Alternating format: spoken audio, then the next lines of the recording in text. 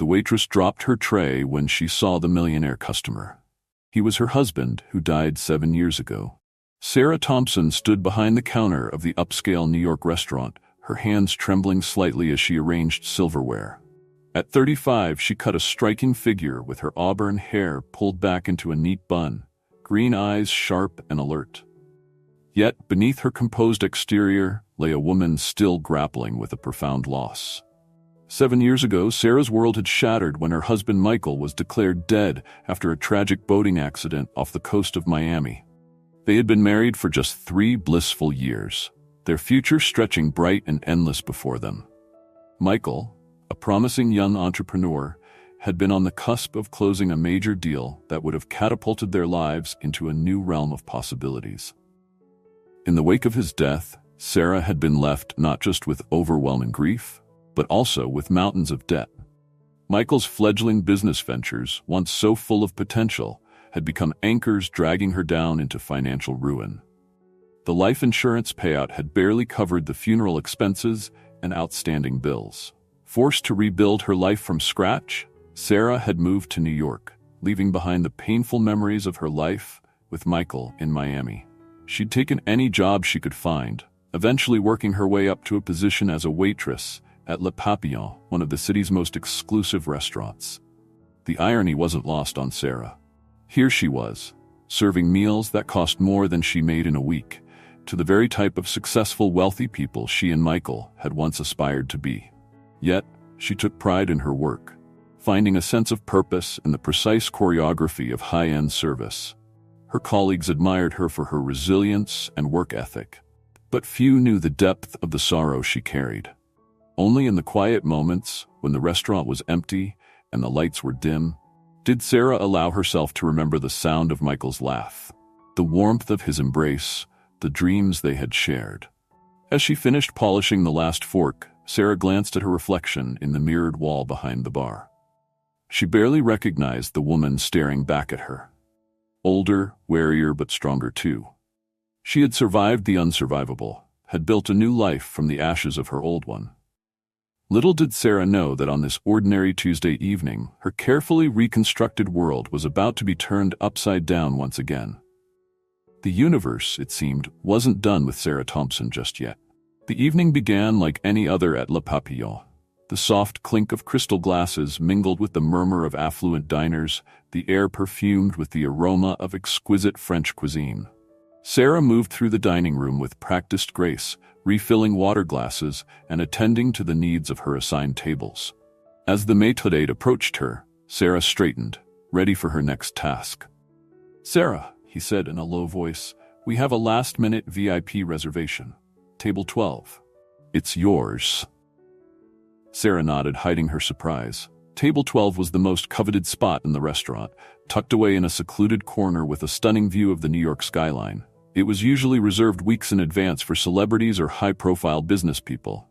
"Who is it?" she asked, curiosity getting the better of her. The maître d' shrugged. "Some tech millionaire. Flynn, I think. Just flew in from Silicon Valley. Make sure he's well taken care of." Sarah's heart skipped a beat at the name. Flynn had been Michael's middle name, a connection she quickly dismissed as coincidence. She took a deep breath, centering herself before approaching table 12. As she neared the table, she could see only the back of a man's head. Dark hair peppered with gray, broad shoulders encased in an expensive suit. Something about his posture, the way he held himself, sent a shiver of recognition down Sarah's spine. "Good evening, sir," she began, her voice steady despite the inexplicable tremor in her hands. "Welcome to Le Papillon. May I offer you our wine list?" The man turned, and Sarah's world stopped spinning. Staring up at her, with the same warm brown eyes she had gazed into 1,000 times before, was Michael. Her Michael, the husband she had buried 7 years ago. The wine list slipped from Sarah's suddenly numb fingers, clattering to the floor. She stood frozen, unable to move, unable to breathe, unable to comprehend the impossible sight before her. Michael's eyes widened in shock, his face draining of color. "Sarah?" he whispered, his voice a mixture of disbelief and... was that fear? The room around them faded away. The chatter of diners, the clink of cutlery, all became a distant hum. In that moment, there was only Sarah and the ghost sitting before her.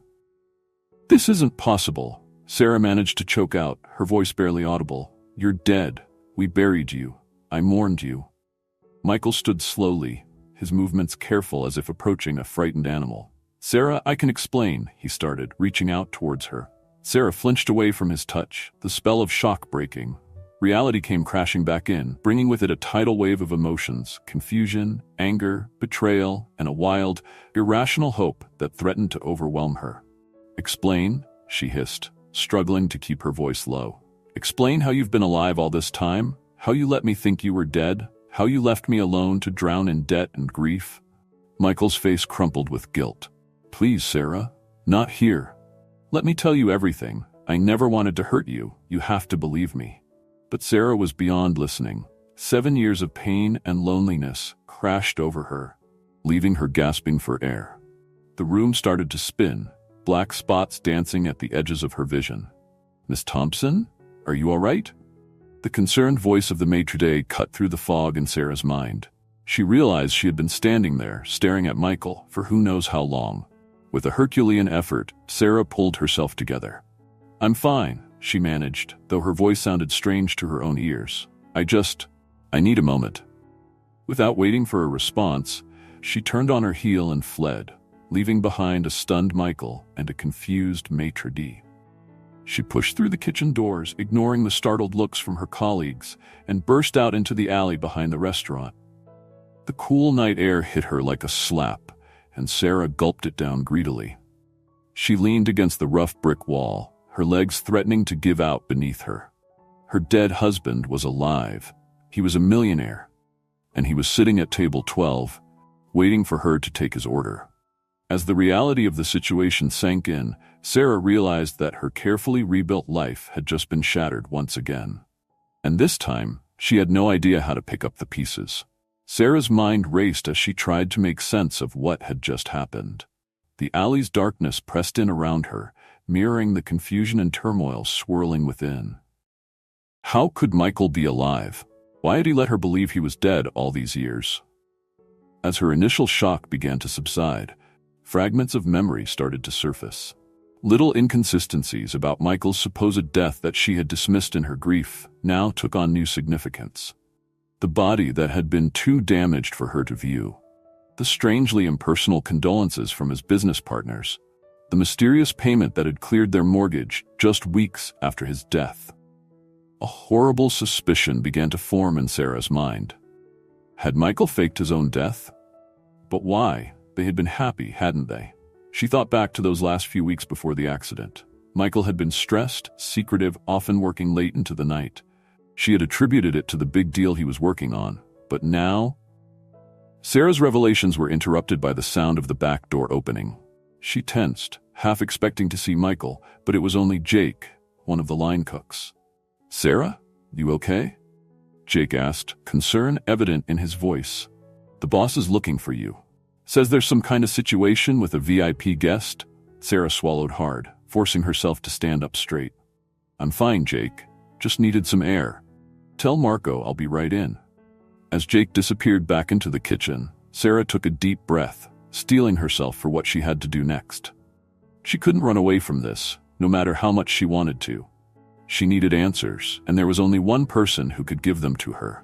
With shaking hands, Sarah smoothed down her uniform and re-entered the restaurant. The familiar sights and sounds washed over her, bizarrely normal in contrast to the upheaval of her personal world. She made her way back to table 12, where Michael sat alone, his face a mask of anxiety and guilt. As she approached, Michael stood again, his eyes pleading. "Sarah, please, let me explain." Sarah held up a hand, silencing him. "Not here," she said, her voice low and controlled. "I'm working. Meet me after my shift, Central Park by the Bethesda Fountain, midnight." Michael nodded, relief washing over his features. "I'll be there, I promise." Sarah turned to leave, but Michael's voice stopped her. "I never stopped loving you, Sarah. You have to know that." She didn't turn back, didn't trust herself to look at him again without breaking down. Instead, she walked away, her mind reeling with questions and possibilities. As she resumed her duties, moving mechanically through the motions of serving and clearing tables, Sarah's thoughts were a whirlwind. The man she had loved, mourned, and finally let go of was back from the dead. But was he still the Michael she had known? Or had the years and whatever circumstances led to his deception changed him into someone she no longer recognized? One thing was clear. By the end of the night, Sarah's life would change irrevocably once again. The truth, whatever it might be, waited for her at midnight by the Bethesda fountain. All she had to do was show up and face it. As the clock ticked closer to midnight, Sarah steeled herself for the confrontation that would either heal her broken heart or shatter it beyond repair. The last hours of Sarah's shift passed in a blur. She moved through the restaurant on autopilot, her body going through the motions, while her mind grappled with the earth-shattering revelation of Michael's return. By the time she hung up her apron and changed out of her uniform, her emotions had cycled through shock, anger, confusion, and back again countless times. As she stepped out into the cool night air, Sarah hesitated. She could still walk away, pretend this evening had never happened, and return to the life she had painstakingly built for herself. But deep down, she knew that was impossible. The moment she had seen Michael's face, her old life and her new one had collided irreversibly. With a deep breath, Sarah made her decision. She would meet Michael, hear him out, and finally get the answers she deserved. Whatever the truth was, she needed to face it head-on. The walk to Central Park felt both interminable and far too short. Each step brought Sarah closer to a confrontation she had never imagined possible. One that could potentially unravel everything she thought she knew about her past. As she approached the Bethesda fountain, Sarah saw a lone figure standing by the water's edge. Even from a distance, she would recognize Michael anywhere. Her heart clenched painfully in her chest, a mix of longing and betrayal that threatened to overwhelm her. Michael turned as she neared, his face a canvas of conflicting emotions, relief, fear, and something that looked achingly like love. "Sarah," he breathed, taking a step towards her. "You came." Sarah held up a hand, stopping him in his tracks. "Don't," she said, her voice trembling slightly. "Just tell me why, Michael. Why did you let me think you were dead for 7 years?" Michael's shoulders sagged, the weight of his deception evident in every line of his body. "It's a long story, Sarah, and not a pretty one." "I've got time," Sarah replied coldly. "Start talking." And so, under the moonlit sky of Central Park, Michael began to unravel the tale of the last 7 years. He spoke of debts to dangerous people, of a business deal gone terribly wrong, of threats not just to his life but to Sarah's as well. "I had to disappear," Michael explained, his voice hoarse with emotion. "It was the only way to keep you safe. I thought if they believed I was dead, they'd leave you alone." As Michael's story unfolded, Sarah felt her world shift once again. The anger and betrayal that had sustained her began to crack, letting in tendrils of understanding and even sympathy. But with them came a new wave of pain, as she fully grasped what she had lost. Not just a husband, but years of their life together. "Why didn't you take me with you?" Sarah asked, tears finally spilling over. "We could have faced it together." Michael shook his head, reaching out to her, but stopping short of actually touching her. "I couldn't risk your life, Sarah. And I couldn't ask you to live the kind of life I've been living, always looking over my shoulder, never staying in one place too long. You deserved better than that." Sarah laughed bitterly. "Better? Do you have any idea what I've been through? The grief, the debt, the years of struggling just to keep my head above water?" Shame colored Michael's features. "I'm so sorry, Sarah. I thought I was protecting you, but I see now how much I hurt you. When I finally sorted everything out, made things right, and built my company, I came back to find you, to explain, to beg for your forgiveness if you'll give it." Sarah stood silent for a long moment, the weight of Michael's words settling over her. She had a choice to make. One that would define the course of her life going forward.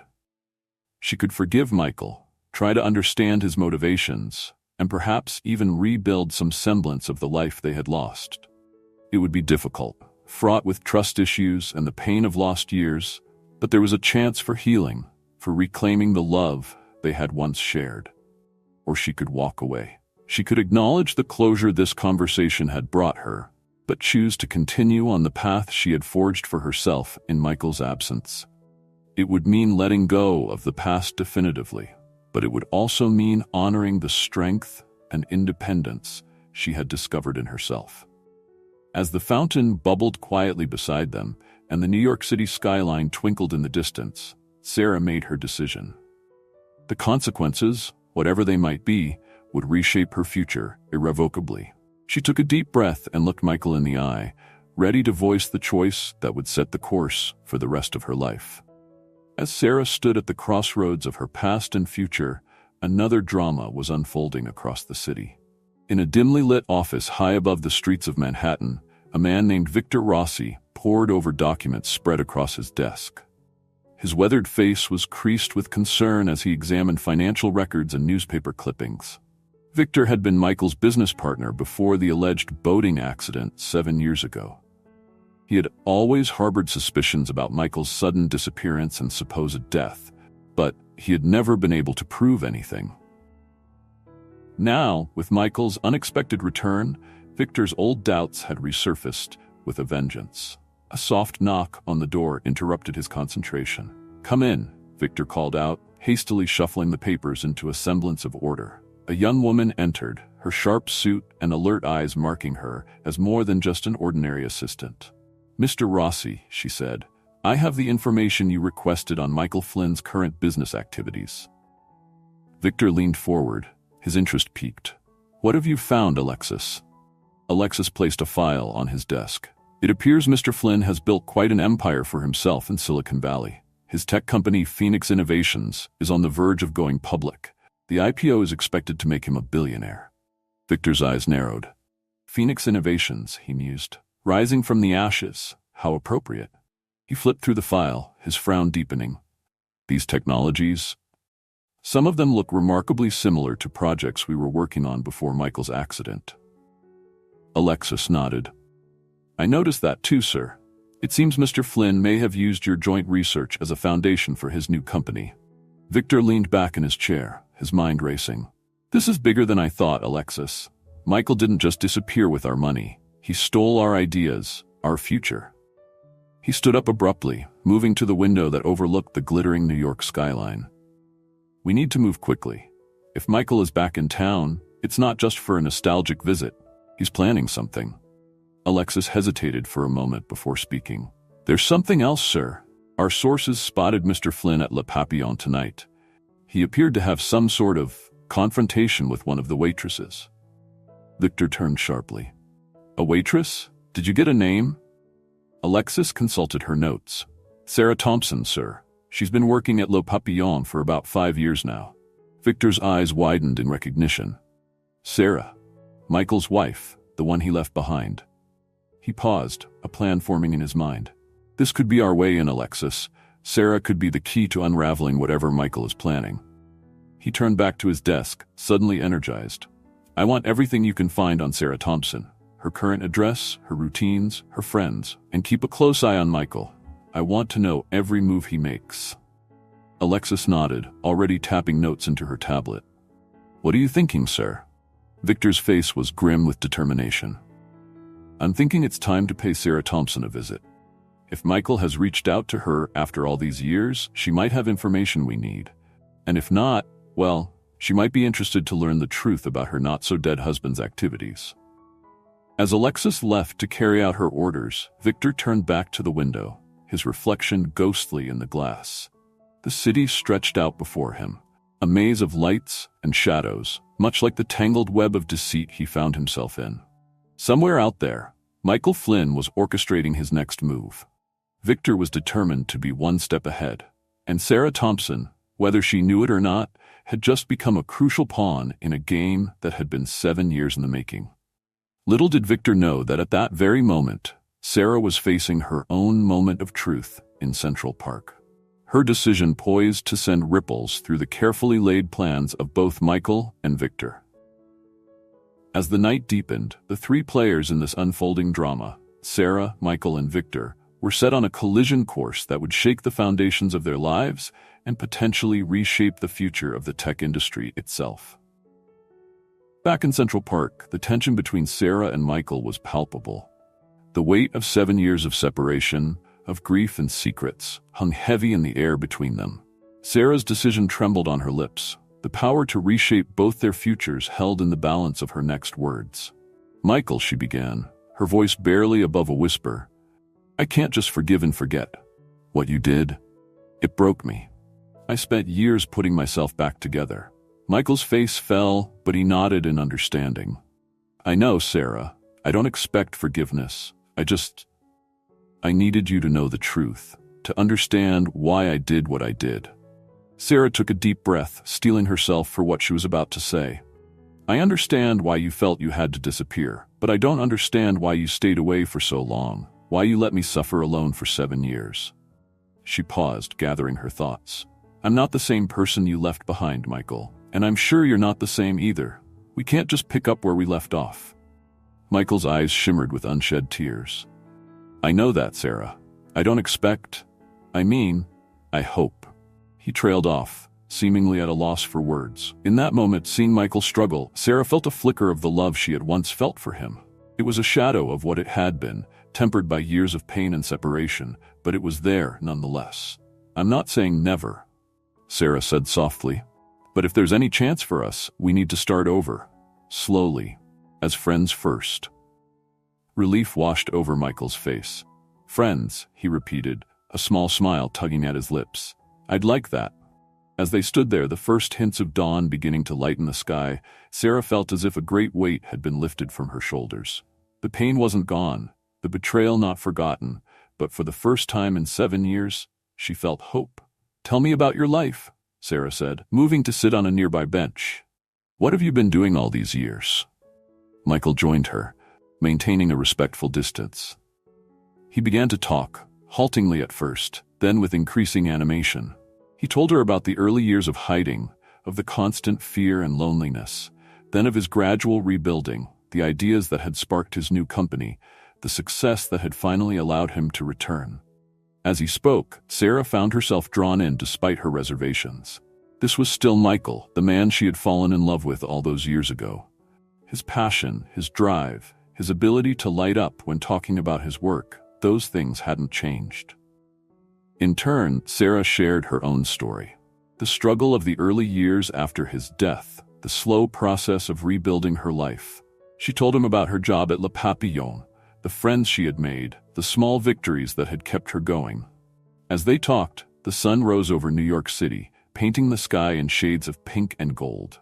Neither of them noticed the passage of time, too engrossed in rediscovering each other. It wasn't until Sarah's phone buzzed with a text from her roommate asking if she was okay that they realized how long they had been talking.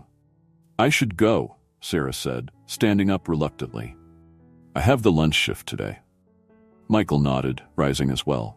"Can I? Would it be okay if I called you? Maybe we could have coffee sometime?" Sarah hesitated for a moment, then nodded. "I'd like that. But Michael," she added, her tone serious, "we take this slow. And no more secrets. I need to be able to trust you again." "Absolutely," Michael agreed quickly. "No more secrets, I promise." As they parted ways, both felt a mix of emotions, hope tinged with caution, excitement tempered by the knowledge of the long road ahead. They had taken the first steps towards rebuilding their relationship, but both were acutely aware of the challenges that lay ahead. What neither of them knew was that their newfound connection was about to be tested in ways they couldn't imagine, as Victor Rossi's plans began to unfold across the city. 3 weeks after their reunion in Central Park, Sarah and Michael had settled into a cautious routine.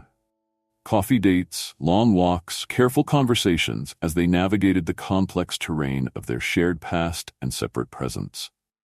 Despite her initial reservations, Sarah found herself warming to Michael again, glimpsing the man she had once loved beneath the weight of his 7-year absence. On this particular evening, they had plans to meet for dinner at a small Italian restaurant in the village. Sarah arrived first, her heart fluttering with a mixture of anticipation and lingering apprehension. As she waited, she couldn't help but reflect on how quickly her life had changed. Just a month ago, she had been a widow, struggling to make ends meet.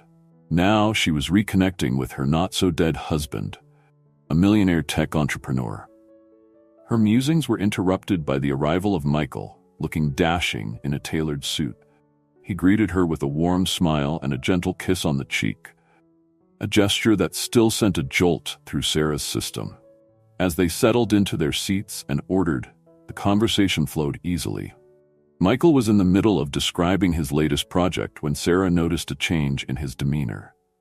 His eyes darted to the entrance of the restaurant and his face paled visibly. "Michael?" Sarah asked, concern coloring her voice. "What's wrong?" Before he could answer, a shadow fell across their table. Sarah looked up to see a distinguished-looking older man standing there, his expression a mixture of triumph and barely contained anger. "Well, well," the man said, his voice deceptively calm. "Michael Flynn, back from the dead, and Sarah, lovely to see you again after all these years." Sarah's brow furrowed in confusion. "I'm sorry, do I know you?" The man's smile didn't reach his eyes. "Victor Rossi. I was Michael's business partner before his untimely death." Michael stood abruptly, his face a mask of tension. "Victor, this isn't the place." "Oh, I think this is exactly the place," Victor cut him off. He turned to Sarah. "My dear, has Michael told you about the real reason he disappeared? About the millions he embezzled from our company? About the ideas he stole?" Sarah felt as if the ground was shifting beneath her feet. She looked at Michael, silently pleading for him to deny it, but the guilt written across his face told her everything she needed to know. "Michael?" she whispered, her voice breaking. "Is this true?" Michael reached for her hand, but Sarah pulled away. "Sarah, please. I can explain." "Explain?" Victor scoffed.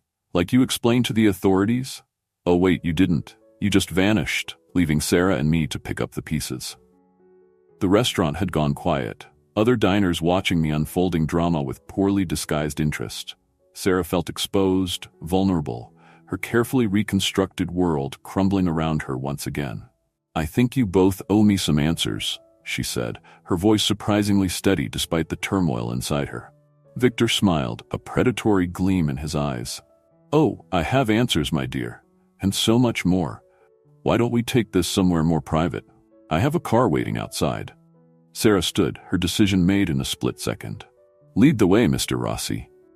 As she followed Victor out of the restaurant, Sarah could hear Michael calling her name, pleading with her to wait, to let him explain. But she kept walking, her mind reeling with this new betrayal. Once again, Sarah found herself at a crossroads, the truth she had sought threatening to destroy everything she had rebuilt. As she slid into Victor's waiting car, she couldn't help but wonder. Had she escaped one lie only to fall into another? The sleek black car glided through the New York City streets, its tinted windows concealing the tense tableau within. Sarah sat rigidly, her mind racing as she tried to process the bombshell Victor had dropped. Beside her, Victor exuded an air of smug satisfaction, while Michael, who had managed to squeeze into the car at the last moment, radiated anxiety and guilt.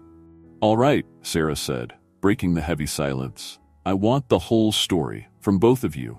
No more lies, no more half-truths." Victor leaned back, a small smile playing on his lips. "By all means, Michael, why don't you start? Tell Sarah exactly what happened 7 years ago." Michael ran a hand through his hair, his face a mask of anguish.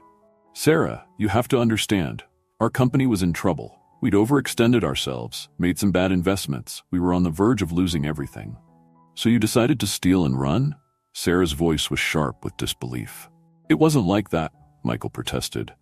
"I had a plan to save the company, but I needed time and resources." Victor scoffed. "Resources?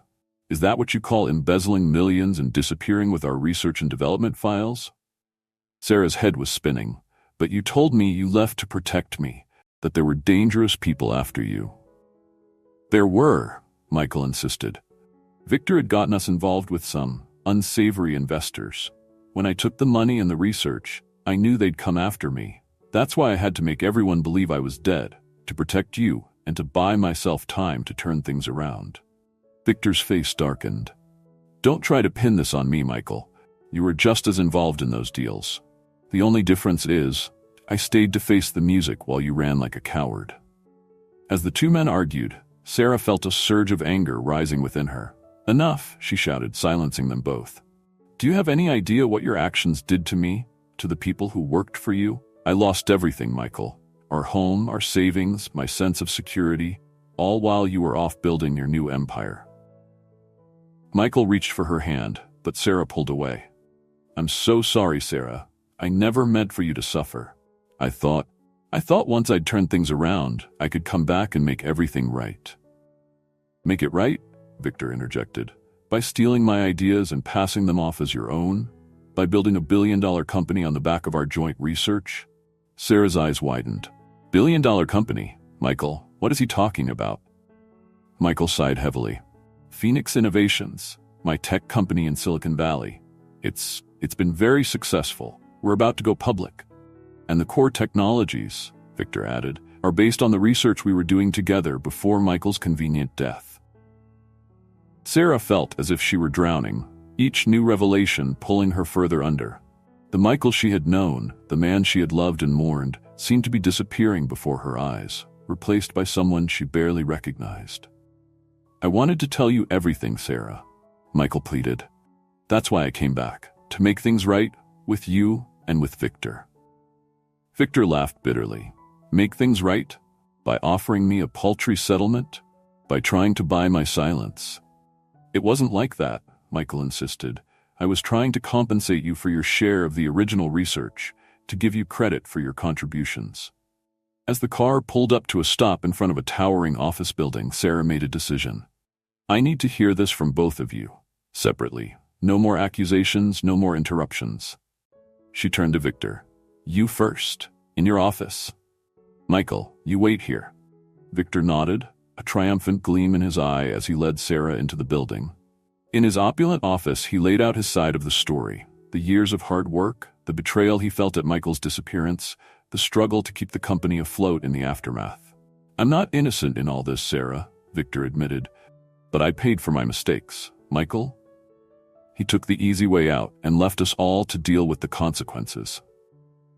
When Sarah returned to the car, her face was a mask of composure. She motioned for Michael to follow her to a nearby park.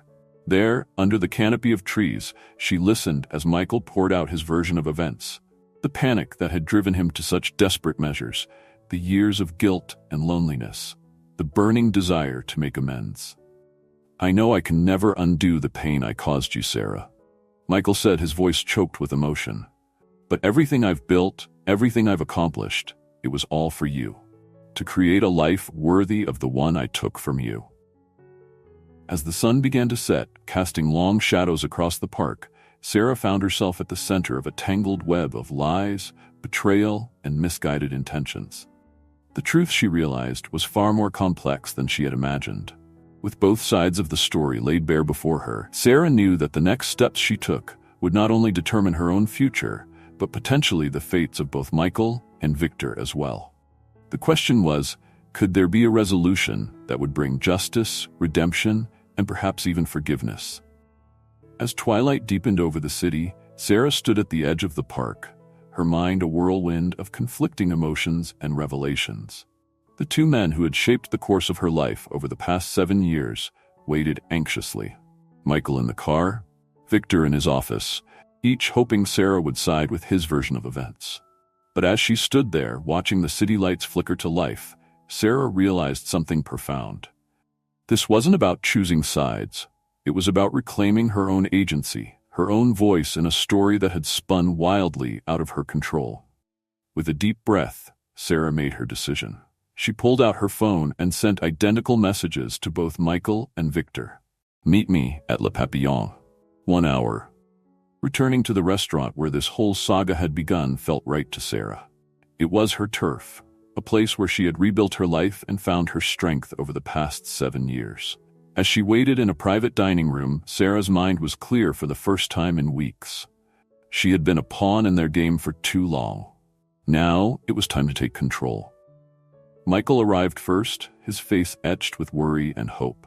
Victor followed shortly after, his confident demeanor slightly shaken by the unexpected summons. As they sat across from her, eyeing each other warily, Sarah took a deep breath and began to speak. I've listened to both of you, she said, her voice steady and resolute. I've heard your accusations, your justifications, your regrets, but now it's my turn to talk and your turn to listen. She looked at Michael, the man she had loved, lost, and found again. Michael, what you did was unforgivable. Not just the theft or the fake death, but the years of silence. You let me grieve, struggle, and rebuild my life alone. Your intentions don't change the pain you caused. Michael's head bowed in shame, but Sarah wasn't finished. She turned to Victor. And you, Victor, you're not the innocent victim you pretend to be. You made questionable decisions that put the company at risk, and instead of reaching out to help me after Michael's death, you left me to drown in debt and sorrow. Victor opened his mouth to protest, but Sarah held up her hand, silencing him. I'm not finished. You both treated me like a prize to be won, a pawn in your game of revenge and redemption. But I'm neither. I'm a person who has suffered because of your actions, your choices, your ego. Sarah stood, her posture straight and confident. So here's what's going to happen. Michael, you're going to make things right. Not just with a settlement to Victor, but with every employee and investor who suffered because of your actions. You're going to acknowledge their contributions to your success and compensate them fairly. She turned to Victor. And you're going to come clean about your role in the company's initial troubles. You'll work with Michael to ensure everyone affected is justly compensated. Both men stared at her, a mixture of shock and admiration on their faces. But Sarah, Michael began, what about us? Can we? Sarah cut him off gently but firmly. There is no us right now, Michael. You're both going to give me space. I need time to process everything, to figure out who I am in light of all this. She walked to the door, then turned back to face them one last time. I've spent 7 years defining myself by my loss, by what you took from me. Now, I'm going to focus on what I've gained. Strength, resilience, and self-reliance. Whatever happens next, it'll be on my terms. With those words, Sarah walked out of the room, leaving both men in stunned silence. As she stepped out into the New York night, she felt a weight lift from her shoulders. The future was uncertain, but for the first time in years, it was hers to shape. Sarah hailed a taxi, her mind already racing with plans. She had savings now, skills she'd developed over years of hard work. Perhaps it was time to start her own business, to create something that was truly hers. As the taxi pulled away from Le Papillon, Sarah allowed herself a small smile. The waitress who had been paralyzed by the sight of her supposedly dead husband was gone. In her place was a woman ready to write her own story, on her own terms. In the weeks that followed her confrontation with Michael and Victor, Sarah found herself in a period of intense self-reflection. She had taken a leave of absence from Le Papillon, using the time to sort through the emotional upheaval of recent events and to chart her path forward. Sitting in her small apartment, Sarah leafed through old photo albums, tracing the journey of her life. There was the bright-eyed newlywed, full of hope and dreams, standing next to Michael on their wedding day. Then came the photos of her in the early days after Michael's death, her eyes hollow, her smile forced. Finally, there were more recent pictures, Sarah with her coworkers at Le Papillon, her genuine smile returning, a hard-won strength evident in her posture. She realized that each version of herself had something to offer. The optimism of her youth, the resilience forged in grief, the independence she'd cultivated over the past 7 years. All of these experiences had shaped her into the woman she was today. Sarah thought about Michael and the complex emotions his return had stirred. The love she had felt for him wasn't entirely gone, but it had changed, tempered by years of absence and the recent revelations. She recognized that forgiveness might be possible someday, but for now, she needed to focus on healing herself. Her thoughts turned to Victor and the role he had played in this complex drama. While his actions were not as directly harmful as Michael's, his neglect and ulterior motives had contributed to her suffering. Sarah realized that freeing herself from the web of their deceit was crucial to her moving forward. As she pondered her future, Sarah felt a spark of excitement. The strength she had found in rebuilding her life once could serve her again. She had always had a passion for cooking, a skill she'd honed during her years at Le Papillon. The idea of opening her own cafe began to take shape in her mind, a place that would embody the warmth and resilience she'd cultivated over the years. Sarah also reflected on the relationships in her life. Her co-workers at Le Papillon had become like family, supporting her through thick and thin. She realized that while romantic love had burned her, the love of friendship had been a constant source of strength. Moving forward, she vowed to nurture these connections and remain open to new ones, but always with a clearer understanding of her own worth. The Sarah who had stood frozen in shock at the sight of Michael in Le Papillon seemed like a different person now. That moment of paralysis had given way to action, to a reclaiming of her narrative. She was no longer defined by her relationship to Michael or her status as a widow. She was Sarah Thompson, survivor, friend, aspiring entrepreneur, and the author of her own story. As the sun began to set, painting the New York skyline in hues of orange and pink, Sarah felt a sense of peace settle over her. The future was uncertain, but for the first time in years, that uncertainty felt thrilling rather than terrifying. She had faced her past, confronted the lies that had shaped her life, and emerged stronger for it. Tomorrow, she would begin researching small business loans. She would call her friends and share her dreams of opening a cafe. She would continue to process her feelings about Michael and Victor, knowing that healing was a journey, not a destination. But tonight, Sarah would simply be. She would embrace the woman she had become, complex, resilient, and finally, truly free. 1 year later, Sarah stood behind the counter of her newly opened cafe, Phoenix Brew. The name was a nod to her own rebirth from the ashes of her past. The warm aroma of coffee and freshly baked pastries filled the air, and the gentle hum of conversation from satisfied customers brought a smile to her face. As she worked, Sarah caught sight of her reflection in the polished espresso machine. She hardly recognized the confident, self-assured woman staring back at her. Gone was the shadow of grief that had clung to her for so long, replaced by a hard-won serenity. The bell above the door chimed, and Sarah looked up to see Michael entering the cafe. Their eyes met, a mixture of complex emotions passing between them. They had slowly rebuilt a fragile friendship over the past year, each working on their own healing.